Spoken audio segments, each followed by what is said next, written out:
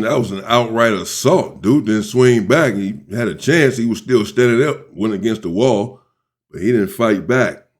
That's unfortunate, man, and that's what jail is. Welcome to another episode, everyone. Please subscribe to the channel if you have not done so. We're just talking about the dehumanizing process of imprisonment in the Dallas County Jail.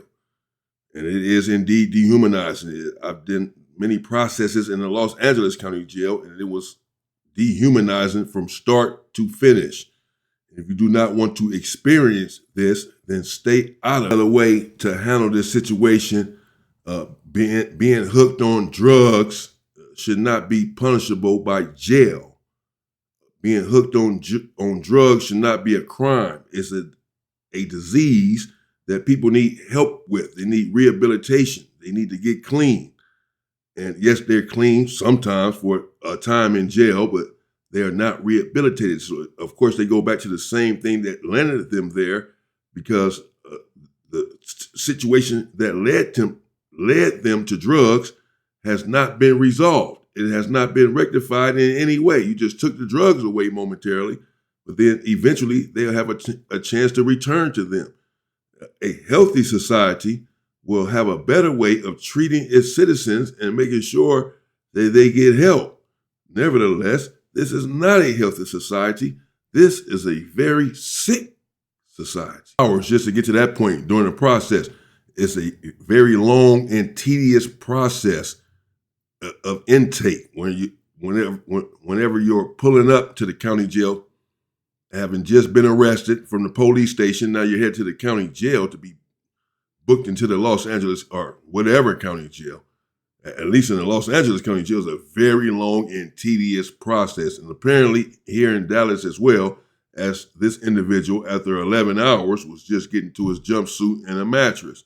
A very long and tedious, dehumanizing process is the process of intake in these county jails. And if it is not something that you have ever experienced, I do not wish it on anyone. You're facing life in there, but I ain't tripping. You ain't tripping. I suppose sometimes you have to tell yourself something like that you're not tripping, just in order to cope, to deal with the fact that you're facing a lifetime behind bars. Clearly, this individual is very young. I was just talking, saying that he's not tripping. He's tripping. 20 years from now, he's still sitting in that cell. He'll be tripping.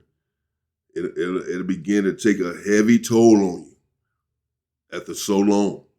This individual here, Tamarick or what have you, we do remember him from a few days ago.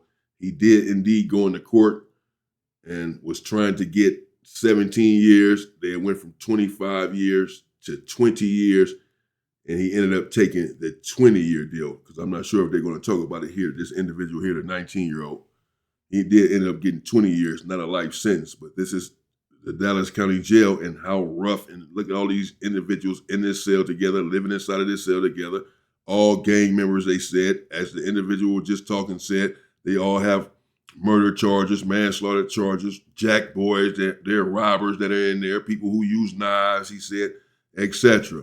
This is just somewhere that you don't want to be. This individual is 19 years old, living amongst this violent situation, and now got 20 years in prison himself.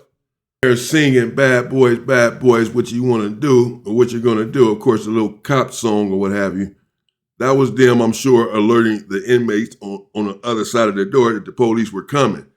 You know, when I was on a tier inside of prison or inside of the county jail, we all had calls letting us know that the police were nigh, that they were on the tier, that they were about to come on the tier, particularly if a raid was about to happen and someone can see it first. You have to alert everyone else, ask to give us time to flush our knives or get rid of the cell phones or what have you. So it just brought back a memory with them singing that. I don't know, they were singing it a little low or whatever, but I'm sure they were trying to let those individuals know that the police were coming in gear. And this just brings back memories, of course, of police dressed up in these helmets and vests and all this. This is what they do, as you can see, when they're raiding the dorm, raiding your cell, raiding the prison or what have you. They come in there with their weapons out and all this. Get out, don't move. They're trying to protect themselves because you may have a knife and be ready to attack the police. But they're still coming in there to violate you, violate your person. I suppose it's necessary. This is what they're going to say in order to help keep security of the institution, but it's still a violation and a shock to your senses and soul as a human being. So y'all didn't find that. They didn't find anything, in other words.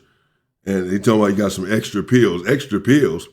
But there's not a whole lot going on in that county jail. If that's your big take, they did say they found weapons in there a week prior or what have you. And that's why they were running back in there to recover or retrieve the rest of the weapons that were in there. But there you have it. Let me know what you think in the comments. Dallas County Jail, the dehumanizing process. It is indeed, as we saw, the individual there for 11 hours before you can get to a jumpsuit, get to a mattress, try to lay down somewhere. You know, it's just not good. It's the worst, and it's the worst feeling ever, having been captured, and now you're in jail, and you know you're in jail. That first day, that first night, those first few days are just the worst days of your life, man. It's not worth it. Nothing is worth your freedom. Just remember that. Freedom above all else, man. Stay safe and stay free, people.